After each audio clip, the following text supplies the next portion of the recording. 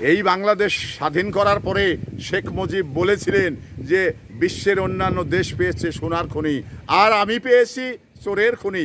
আসলে এই কথাটা যথেষ্ট গুরুত্বপূর্ণ এবং যথেষ্ট তাৎপর্যপূর্ণ।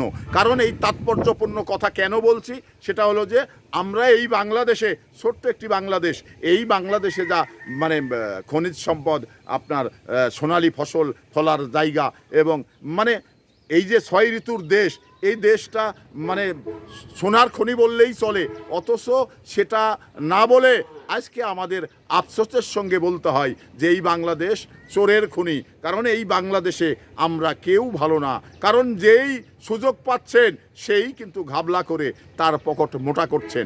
বাংলাদেশের কি হচ্ছে এটা দেখার বিষয় নয়। তবে একটি জিনিস পরিষ্কার, যেই সুযোগ পেয়েছে সেই মানে ঘাবলা করে মানে বসে গেছেন। তো এই মানসিকতা থেকে আমাদের বেরিয়ে আসা দরকার, কারণ এটা যদি আমরা বেরিয়ে আসতে না পারি তাহলে এই বাংলাদেশ মানে শুধুমাত্র পিছিয়েই যাবে, আগের দিকে এগিয়ে যাবে না।